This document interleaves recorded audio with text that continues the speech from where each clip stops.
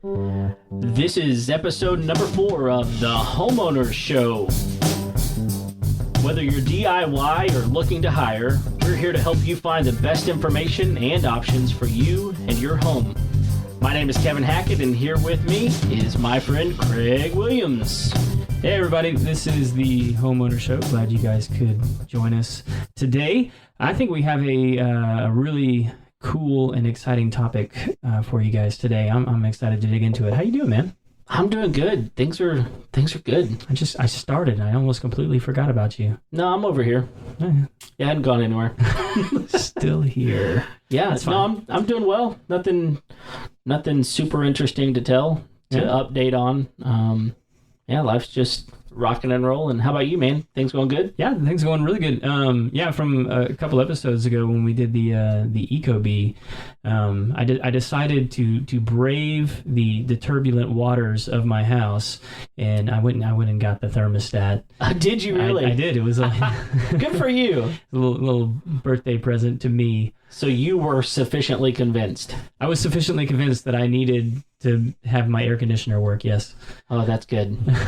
So how was it? I mean, did you install it yourself? Did you hire someone to do it? I did, and I think we spent a little time talking about the C-wire. Yes, and I didn't have to even do that. I mean, I was really surprised that I didn't have like gerbils in the walls spinning to provide me power. It was, it was super. It took me like 10 minutes to put the thing in, and like another 5 minutes with the app, and went out that evening. I think I left the house that evening just so I could play with the thermostat while I wasn't here. Nice. So it worked. It worked. No problem. It's still currently burning. I was afraid the house was going to eat it. It just gave it a little heartburn. It was fine. Well, that's good, man. I'm glad to hear that it was easy to install and no issues with the app. That it worked well. Yeah. No, I've got a couple apps playing with it right now. So okay. Yeah. The Cool. phone hasn't caught any of the house's diseases yet. Oh, that's good. Yeah. So we have a really cool episode, and it's a little bit different because I think typically we're going to be talking about like home repair and home projects and different things that you can do with your home. But this one to me is pretty relevant because we're going to be talking about the digital security of your home. I mean, like it's sort of the Internet of Things and all the devices and how those integrate in your life and how those can be a risk. And I was going to say, we have our good friend Micah in the house tonight. Micah, you can go ahead and say hello. Hey guys, thanks for having me. Yeah, and thank you for being here, man. We are really excited. So, yeah. I think this is one of those topics where it can be real daunting to start talking about security, and all of our lives are connected. They're connected to our phones, through our thermostats, right? Through our gaming systems, through our doorbells. I mean, There's so many things that our lives wouldn't run off of these days if we weren't connected to this thing called the internet. The Wi-Fi, right? So, I'm real interested to Did you just call the internet the Wi-Fi? No, no, you weren't even listening. I said connected. I got on through the Wi-Fi. www. Through the Wi-Fi, man. So I'm super interested to see what he has to talk about today. Yeah, and so we've got. Let's just kick it off right here. So I've got right here my little Alexa Puck. The Echo, very cool device that is in your home, and so Micah, why don't you just go ahead and so we're talking about devices like this. These are the things that I think are becoming more second nature to everyone in sort of their daily lives, and I call them interactions, but it's not really with a person; it's with things. Yeah, sure. So just to kind of give you some background on where I come from, I've spent a long time as a computer programmer. I got a computer science degree in college, and my life's ambition was to go out and create things on the digital landscape that was developing at the time. I actually saw the birth of the internet and the expansion of it in the 90s. So at that time, security was almost kind of a second thought. Nobody was really worried about security. There weren't that many devices connected. It certainly weren't devices in your home that were connected to it. And so the internet was built to be more reliable than it was secure. It was designed originally so that if the worst case happened, they could figure out a way to keep the data flowing, to keep the thing up and running. So that was kind of the mentality that we grew up with, and kind of the first introduction to it. Security wasn't really on anybody's mind. But pretty quickly as commerce started getting on board with the internet, we started really passing around real dollars on the internet and real things, and security suddenly became a really high priority. I started a company kind of early on in my career that developed internet applications and software and integrated them into commercial applications and companies, and that was a lot of fun, but security became kind of an increasing concern as the years rolled by. And then about 13 or 14 years, I fell into a niche, actually in the video game industry in security, trying to make sure that the video games, when you played them online, that you were playing against another person and not against some computer program, right? A hack or something like that. So I spent a lot of time in that arena, learning the video game industry, learning about securing that for a lot of different reasons, but it's the same reasons that you secure any sporting event. We had Lance Armstrong and his whole debacle and all of that, so we're trying to protect the integrity of these competitive online sports. So got 5 minutes in and we're already dogging on Lance Armstrong. Yeah.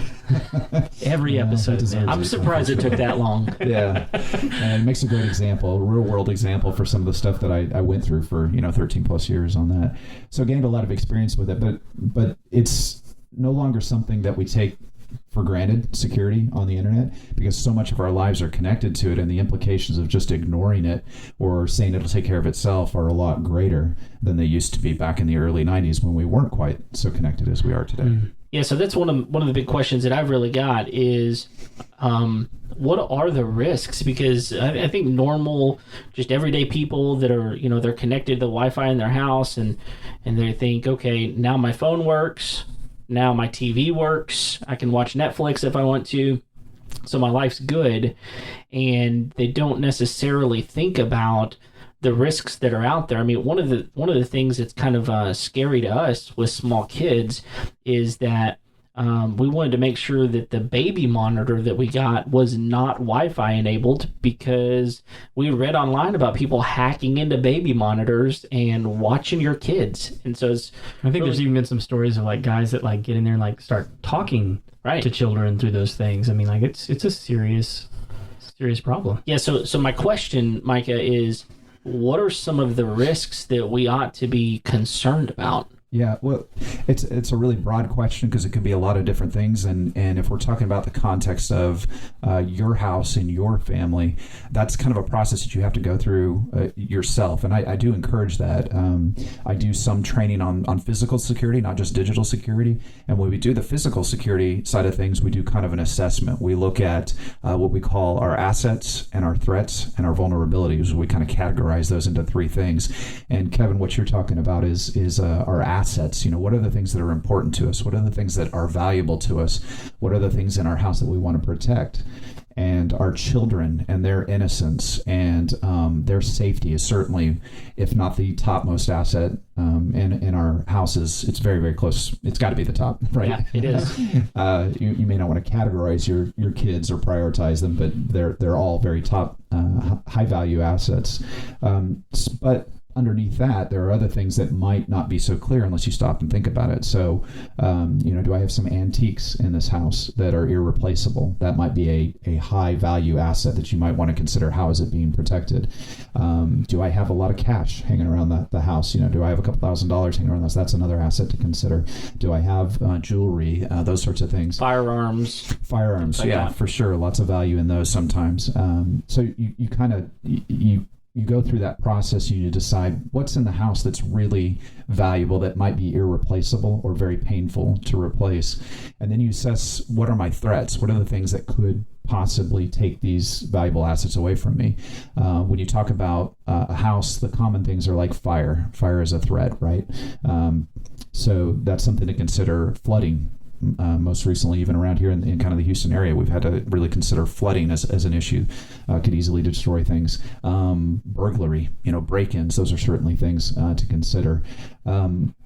Our children's innocence is kind of an asset, so we need to consider what are some of the threats to those. When you are connected to the internet all the time and you have multiple ways of accessing the internet, your children are smart. They're probably smarter than you these days, whether you like it or not. They know how to access the internet, and it's not just a matter of the computer on the desk. It could be the smart TV or the phone that you've left unattended, or the game console, that's sitting over there. So lots of different avenues and to consider. And then you have the whole vulnerability side of things. So if we go back to the example of the fire and maybe an electrical fire, is my wiring outdated? Is there something wrong with the outlets on the wall? Do I have fire extinguishers in the house? Are they charged?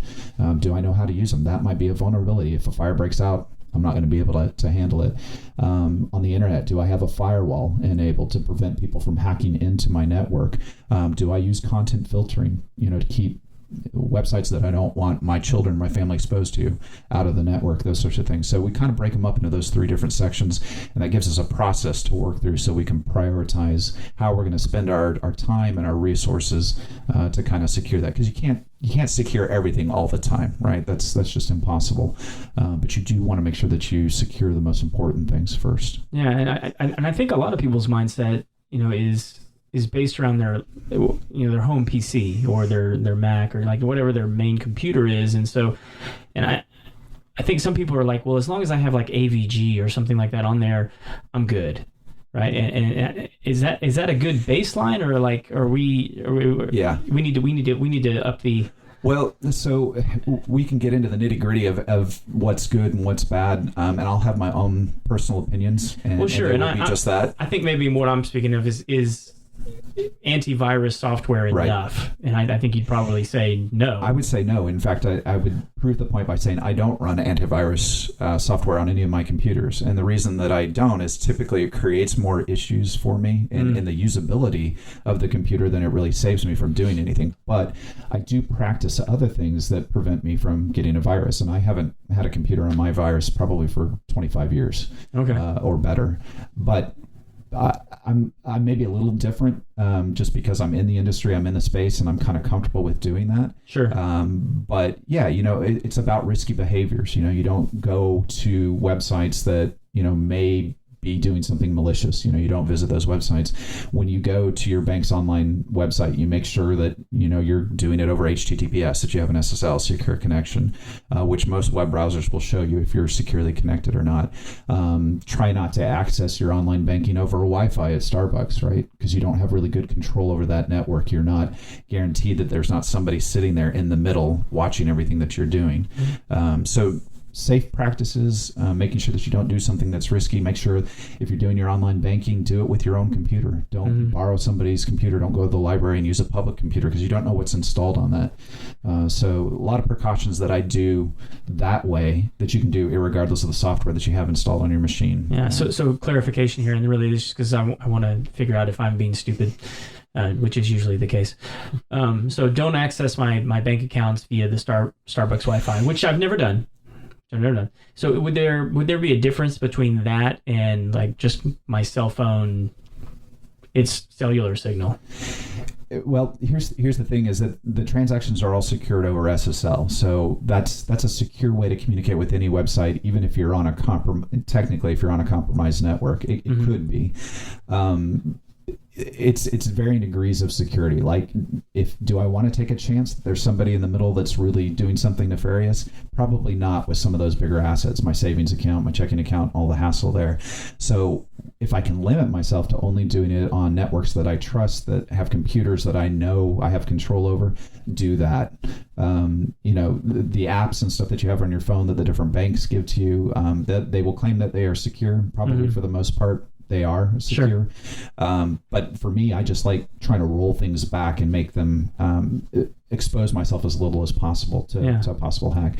As in the security industry, we always try to do the best that we can when we program these things, when we write the source code to make these things secure, but nothing is perfect. We always have something that we've missed or forgotten, or that there's a vulnerability. And we see that all the time, announcements of credit cards being stolen from different retail stores, or a vulnerability in a browser, or this, that, or the other. So the less surface that I can give to my digital life, then the fewer points of contact that I have to protect in order to not be compromised. Yeah, I think today there was a story about Uber that they had to, I think there was a huge fine. It was several $1 million they had to pay for it, because it finally came out that their data had been breached, and they hadn't reported it, and just let that data go without reporting, hey, everyone, your information's out in the open. Yeah, and that actually used to be okay. I mean, that used to be, there wasn't anything illegal about that, but there are actually laws now in the book that if you have a breach of data, you are required by law to notify the customers that that's happened. So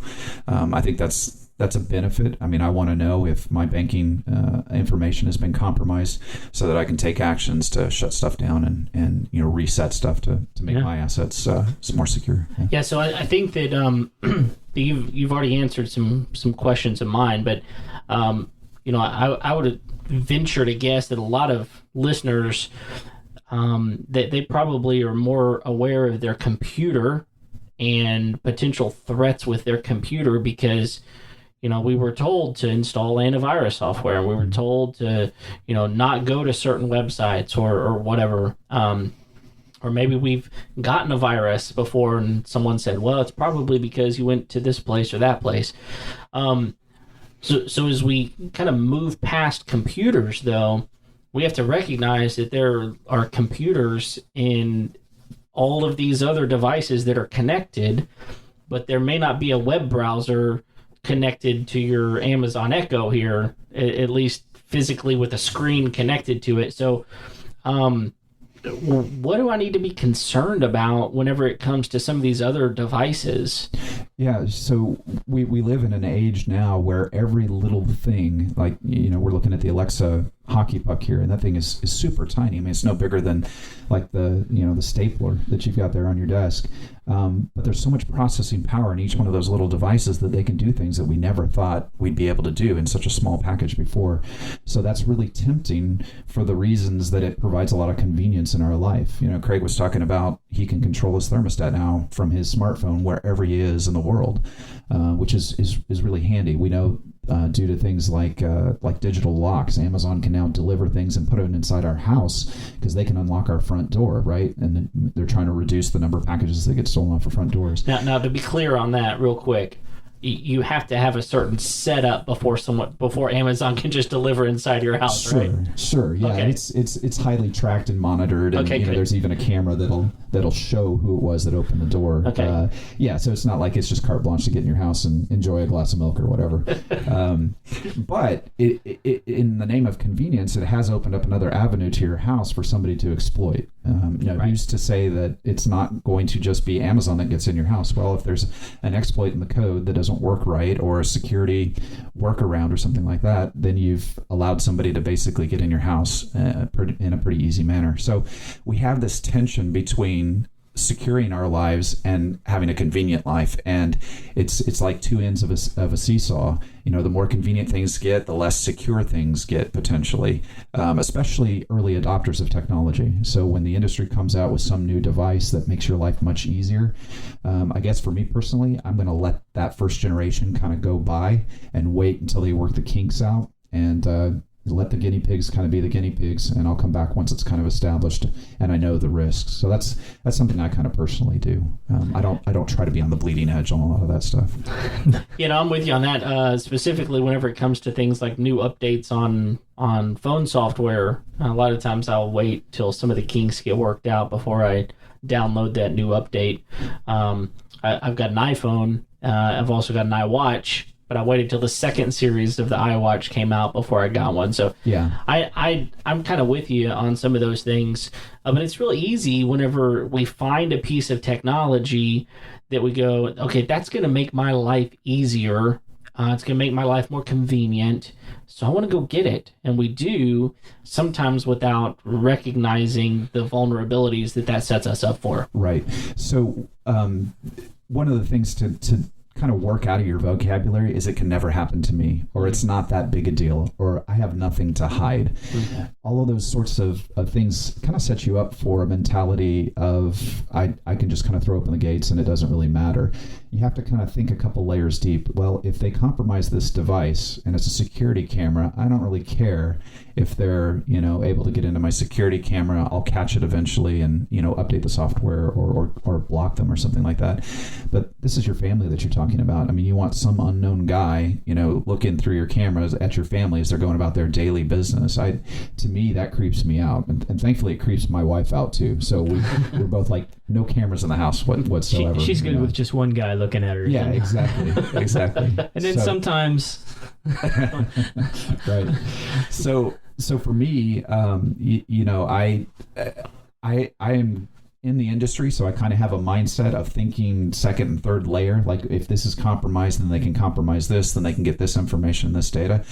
For the average person, they may not be able to think that way.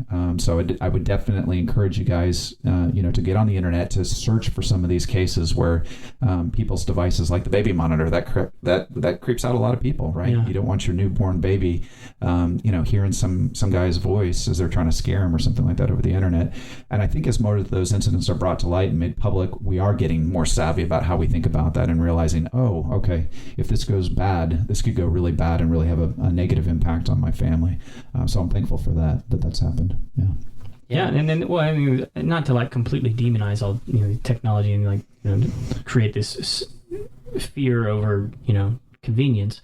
I mean, like they have done some good things. I mean, I think I've read some stories about like the Ring actually like either stopping crimes or being able to report accurately the people who perpetrated those crimes. I think there was a story like not too far from there was a missing girl that showed up on a Ring device that the police were actually able to sort of narrow the search band to look for her.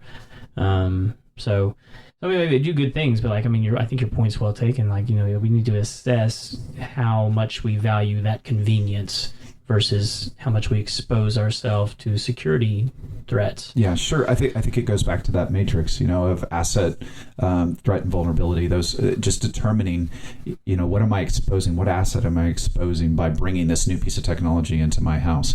Really seriously consider that before you go to, the Amazon or go to Best Buy or something like that and purchase that. Really think hard about if this goes bad, if this is used in a way that I don't intend it to be used, what's the worst case scenario, and then decide, is that acceptable, or can I put boundaries and hedges around it to make sure that doesn't happen? If you can't answer those questions, or find a nerd that can answer those questions for you, I say just step away from it until you can get those questions answered. Yeah, and the convenience side of these things, man, I mean, sometimes you forget the way that they try and even protect you from them. I mean, I remember you telling me some pretty scary stuff that Alexa is capable of doing. Maybe they haven't necessarily taken advantage of, but like when you told me some of that stuff, I immediately went and found that little button right there that turns the microphones off.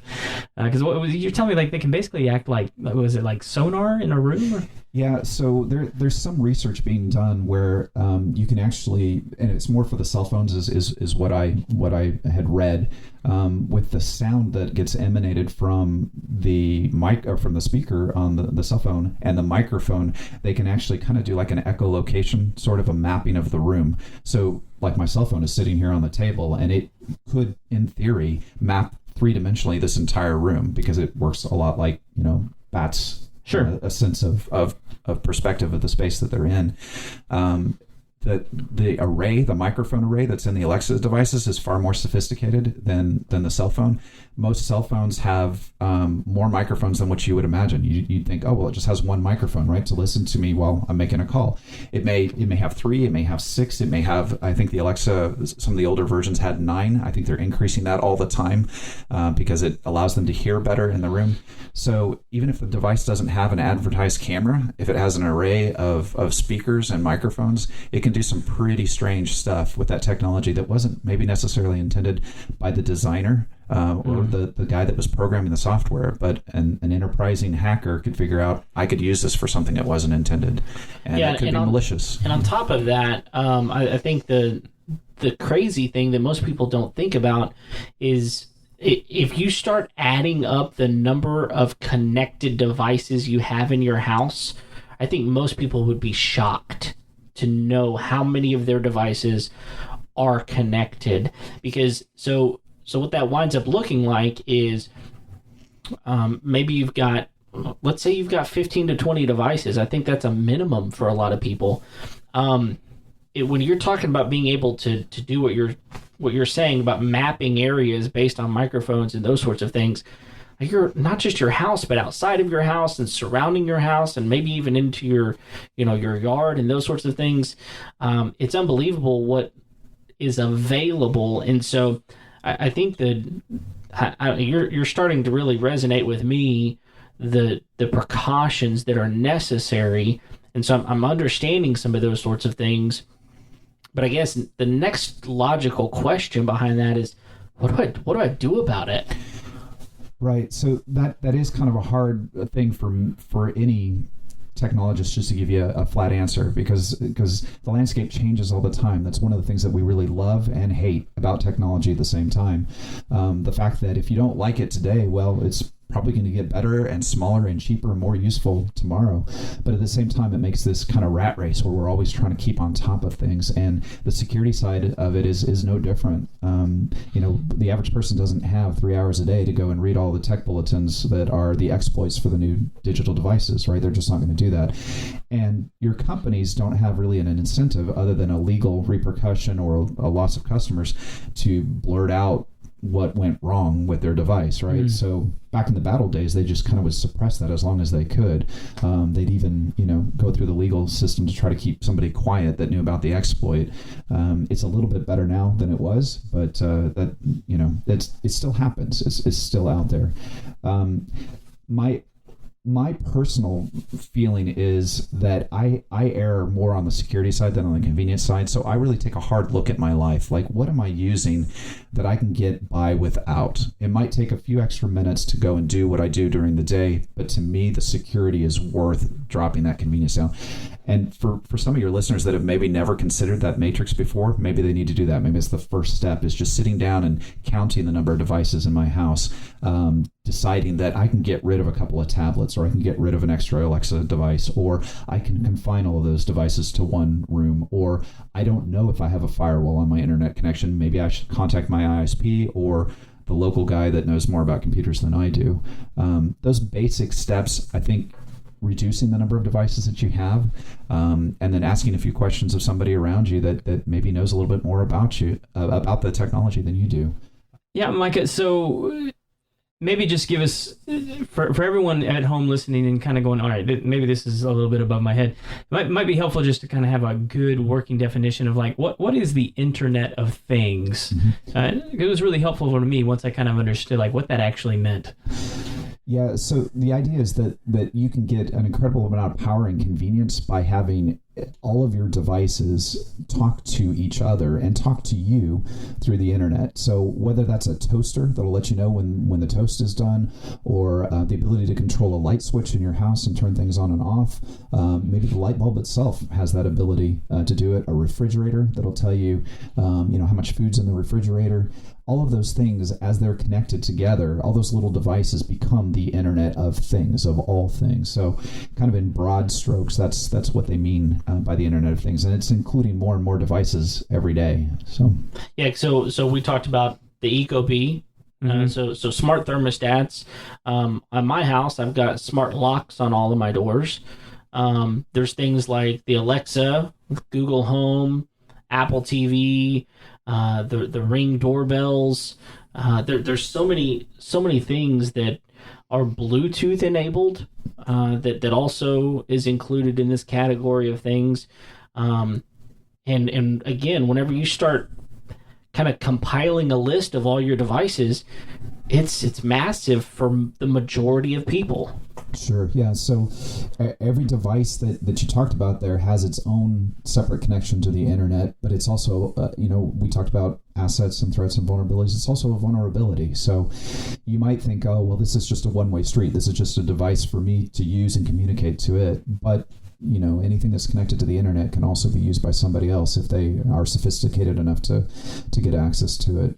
So, from my standpoint, I like to limit the number of devices that I have in my house to only the necessary things, or only things I deem necessary, so that I don't have to constantly be worried about other things. We talked about being on the bleeding edge of technology, and I would say the one big exception to that is when the security updates come out. So if a company releases a security update, you want to get on that quickly. Usually there's a reason. Yeah, absolutely. There's a case where somebody has had that exploit cause a problem, or they've got some third-party researcher has come out and said, we noticed there's this hole in your device, and they release a patch based on that. So you want to get on top of those really, really quickly. A lot of these devices will have automatic updates, so they do it in the background. You don't even have to do anything.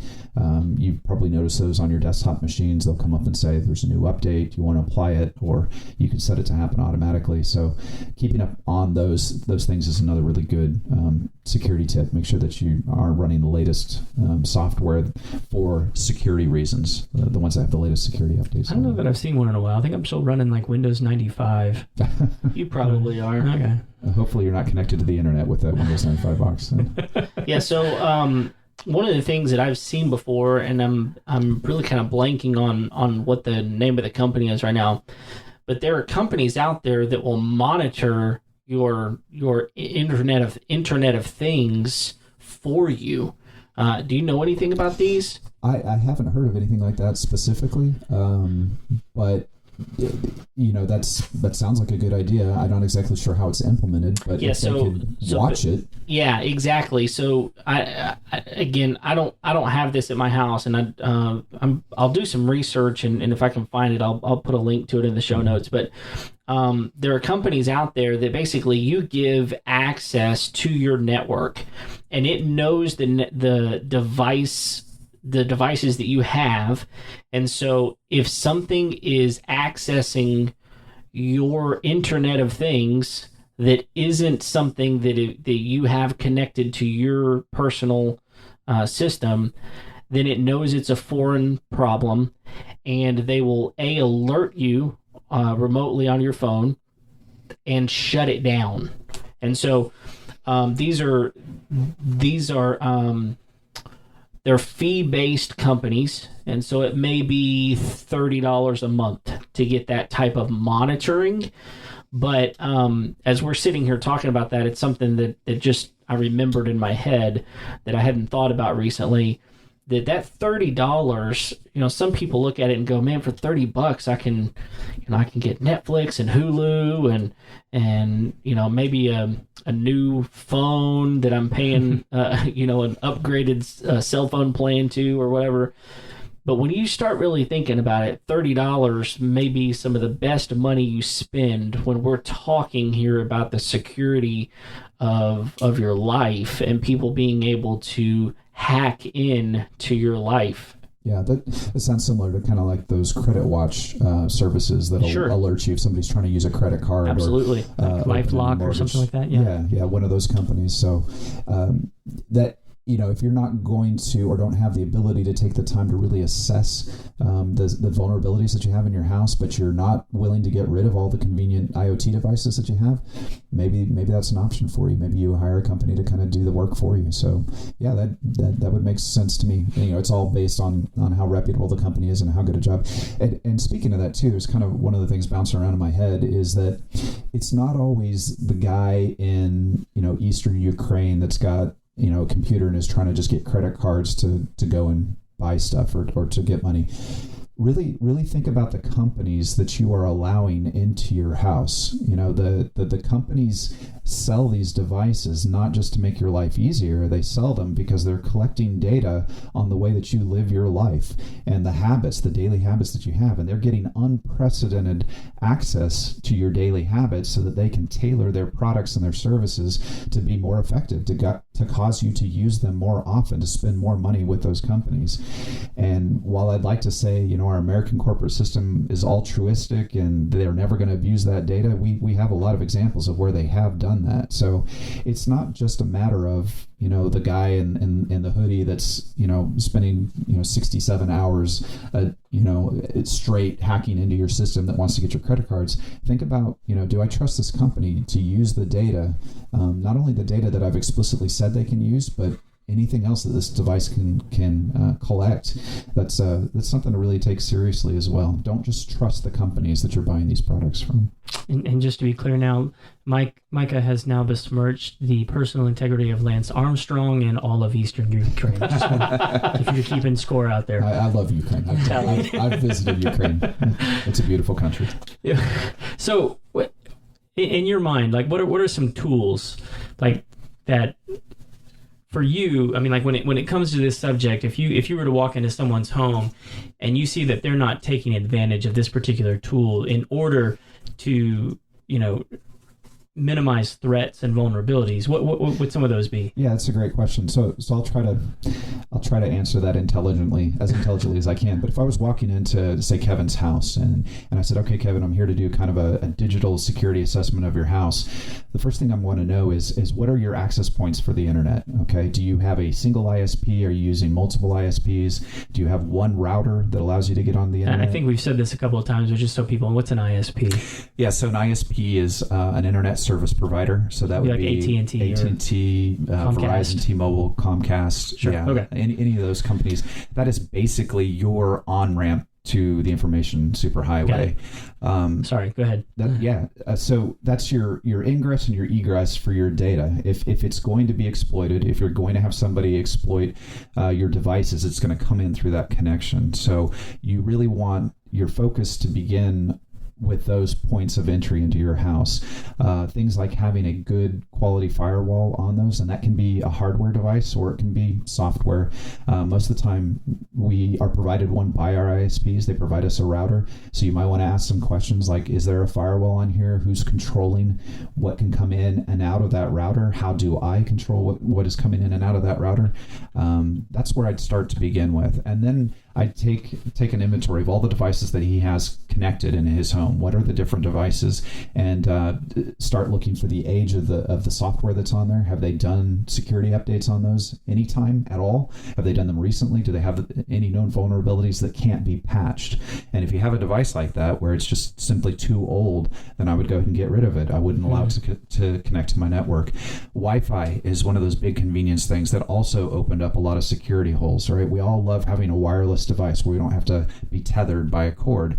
The problem is that early on, those Wi-Fi devices weren't so good on security. So a lot of data was just out in the ether, just out in the air for people to sniff. You could walk by with a very small stubby antenna and a computer and listen to all the traffic that was going on inside of that house, every website that they were connecting to, every file that they were uploading or downloading. It's gotten a little bit better with some security protocols, but I would look at my devices and say, can I get a hard line? Can I get a wired line here in place of the Wi-Fi? And that's one less device that's spewing information out into the atmosphere. So I would reduce the number of those. I would look at doing things like one real helpful, easy thing to do for families especially is to go and use something called OpenDNS or a similar product. And what that does is that allows you to, when you go onto the internet and you type in a web address, CNN or ABC or something like that, you have to go out to a computer first of all, and it translates that name back into a number. It's basically the address of the website. Yeah. That process can actually be a level of filtering as well. OpenDNS will allow you to not resolve certain websites. So like gambling websites, say, for instance, if you didn't want access by any of your computers to gambling websites, you could tell OpenDNS to block those, and then no device that was on your home network would have access to those websites, at least from a DNS perspective. Super easy. It's free. It doesn't cost anything. You set it up and it works for your home system. So I would definitely consider doing that. But, evaluating where all your connections are to the internet, making sure that they have updated software on all your devices, making sure that you have a good firewall on all of those points of ingress, and then wiring those devices that you can. Getting as much stuff off of the wireless side of the network is a pretty good thing to do as well. Yeah, and so on top of that, even a lot of people or a lot of websites, for example, if you need to log into a website so that you can have a username, password type of deal to track spending or track an item that you purchased. A lot of times now you can log in with Facebook, and one of the things that you notice is it takes you to a little page. It says, this company now has access to your Facebook data, right? And so it's different than just creating a username and password specific to that website. Now you've opened them up to a whole new level of your information. And so I think that's something that sometimes we just blindly click on because it's a whole lot easier than remembering a whole new password, a whole new username, a whole new password. And we just think that's going to be convenient as well. But you opened yourself up to security threats at that point. Well, it's actually kind of counterintuitive. At first, it seems like you're just opening the floodgates between those two accounts. But honestly, that form of authentication can actually be more secure in a lot of ways than the traditional username and password, believe it or not. Because you have this trust relationship with these two entities. I trust Facebook and I trust Amazon. Okay, if you have that trust entity with each of them, and that is already established, why not just allow them, that same level of trust between the two websites? And there's some other technology behind it. It's not like they have carte blanche access. Facebook can't get into your Amazon account, and Amazon can't get into your Facebook. Right. You have to be there to authorize that sort of a thing. So believe it or not, authentication schemes like that are traditionally more secure in the wild than some of the older, and they're more convenient. So that's a rare case where you kind of get a win-win on both sides, both security and convenience. See, that tells you how much we don't know sometimes. Which is a lot. Sometimes. So maybe other than the internet, are there any other like vulnerability points outside of the internet, like coming into your home? Well, if you have a wireless network inside your house, then somebody that's sitting within range of that wireless router could certainly see the traffic that's going in and out. There are layers of encryption in there, but we have kind of a poor track record sometimes in these wireless devices because they're all over the board. We have some really good ones that are developed well, and others that are kind of fly by night. Hardware vendors that may not do such a good job. So you could imagine somebody sitting within range outside your house that gets into your router, is able to hack it, and that's a point of ingress, which is why I recommend, if you can get away with not having wireless, I know that's probably laughable in today's technology. If you could and just shut off the wireless side of your router, by all means do that. You'd make security guys like us really happy. Being that that's probably not possible for most people, then yes, that's another point of ingress to consider, is just somebody sitting in a car outside your house and hacking on your wireless side of your router. And we could talk about physical security, because that's a whole nother topic outside of digital security. But your phone might be another point of ingress, because it can be set up to use your local Wi-Fi in your house, and if it can't reach that, then it's going to use the cell data network, right? So that's another point of ingress to consider, and that's a point of ingress on every single device that you have hooked up to the cell network. So your phones, your tablets, they're cell enabled, cell data enabled. All of those will be additional points of ingress. So even if you secure your main ISP connection to the house, those devices can still reach out to the internet. So those are other points to consider as well. Even the watches now, because they have the cell signals inside of those as well. So and so like when we say like they're vulnerable, I mean, could potentially someone hack into the cell network and access the microphone on my watch or something like that? I mean, like that's a real possibility, right? It is. But in terms of mobile devices specifically, it's usually the applications that you have to really be careful of. The ones that you allow access to those things on your phone. Exactly. I got exactly. You. Yeah. So if there's some new game out there that your kid is clamoring for you to download on their device, and the programmers put something malicious in there to send data back to their server, you may not know that until it's too late. And the people that are in charge of kind of protecting the integrity of the app stores out there, they may not catch it quickly enough either, and the damage is already done. You've had information stolen off of there. You've had your privacy invaded. There could be other things. We even have examples of companies that have done that. They've in their policy say we're collecting data only for these particular reasons, and then you find out later they're collecting a whole lot more about your selling device. it. Yeah, and selling it to whoever. Yeah. But I think before the show you were talking earlier about you have some things that you store digitally that you never expose to any sort of network or anything like that. You kind of keep them in a safe place. What are some of those things that you have a high level of concern that you're going to never expose to any, are these like wills, different things like that? Yeah, some of it is from a privacy standpoint. Some of it is just from a redundancy standpoint. We have the cloud now, which is supposed to take care of all of our storage concerns, right? We're supposed to be able to store it in the cloud, and it's going to be there until our great-great-great-grandchildren need it someday, which it's proving more and more reliable. But there are just certain things for personal reason that I don't want connected to any network at all. And so for those things, I'll store them on a burnable media like DVD or a thumb drive or something like that, and I'll put them in a fire safe or put them in a safe deposit box in a bank somewhere, something that has physical security to it, and then there won't be a copy of it anywhere else other than maybe a duplicate or triplicate copy in a physical location separate. This was kind of born out of the corporate industry and software to have backups in case everything went south at the office, all the servers got compromised or a fire broke out in the building. We'd at least have a starting point to rebuild the business back from. So some of it is stuff that I don't ever want anybody to have access to. Other things are just if everything gets destroyed, I want to have some base copy that I can start my life over with. So are there some particular personal documents that people should be cautious about getting exposed? I think that's in your opinion. I think that's something that everybody needs to decide. Is it something that worst case scenario, this computer that I think is the most secure device in my house gets compromised and gets leaked? How devastating is that going to be to my life? And if that's just a matter of cleaning up a couple of bank accounts and shutting down some credit cards, maybe that's not a big deal. But if it's I lose my business because my corporate secrets are on my home desktop, that's a little bit bigger of a deal. If I go out of business and can't provide for my family, that's a much larger sort of thing at stake. So it's hard to answer that generically. I think it's going to be different for everybody. But it goes back to changing your mindset. Don't have a mindset of that it's on the computer, it's safe, it's secure, I never have to worry about it, nobody's ever going to hack into it. That mindset just needs to go away because it's possible. It could happen. Yeah. Well, we're creeping up towards the end here. We probably need to head into our very now world famous. What is it, Kev? The Final Four. The Final Four. One of my favorite sections. So these are the same 4 questions we ask all of our guests, every week. So, do you want to go first? Do you want me to go first? I'll go first.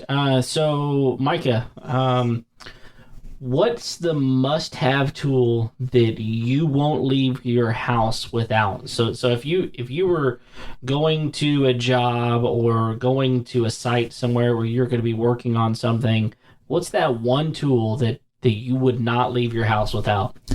It's really hard to answer because guys like us are a collection of tools that we use pretty frequently and daily. So I think he just called us a tool. Yeah, he called you a tool. So it's a hard one to answer. Just one favorite one. I guess professionally, internet access is pretty important. I can only store so much up in my brain, so much information, and it's getting less and less as the years go by. So it's already full. Yeah, for sure. And the recall's getting much slower. But he's an elderly fella. That's right. I typically, if I'm walking into a scenario that I don't know exactly what I'm going to need, I could need a little bit of everything. I take my laptop, and my laptop's got a version of Linux on it. It's Ubuntu, which is a kind of an offshoot operating system. Not a lot of people probably listen to this will know what it is, but it's not real vulnerable to exploits, so I can drop it in a dirty network and be reasonably assured that it's not going to pick up something. Plus, it comes with a whole suite of tools that I can use, everything from assessing network health to monitoring data coming in and out of devices, and it does all sorts of things. So that is my toolbox. Would be my laptop with Ubuntu on it. It's the only laptop he'll bring over to my house. It's won't risk anything else. Yeah. He's gonna catch something. He's gonna catch it over here. That's right. I actually don't have my notes in front of me, Kev. Okay, well, I'll keep going. I got number 2. That's right. I'll just provide the color commentary. Okay. All right, number 2. You ready for this one? What's a job that you walked away from? That kind of hits close to home because it just recently happened, unfortunately, and I can't tell the specifics, but it was pretty much a dream job. It was right in the industry that I've been working most of my life in. Was with a phenomenal company in a really cool industry. Like I would have been cool dad of the rest of my life probably had I accepted the job position, but it required a physical move to the other side of the country, and I just after assessing the pros and cons and all of that, I just decided that I'd have to pass on it. There was no option to work remotely, so yeah, it was kind of a challenge, but it would have been insecurity, and it would have been working with a new level of people, and I think it would have been a lot of fun, but just too many sacrifices to move out of this area where we're in.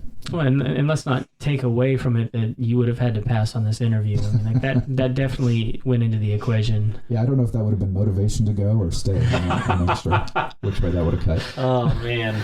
Well, yeah, and personally, Craig and I are friends of yours, and you're a friend of ours, so we're selfishly glad you didn't go, but we know sometimes we do have to pass up opportunities like that. It was the right decision. No regrets. Yeah, cool. Okay, so the third one. I remember the fourth one, by the way, so I'll grab it. You go ahead, though.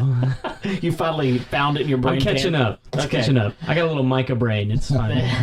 Welcome to my world. All right, so number 3 here. How do you wind down at the end of a long day? I mean, I can imagine just as a programmer.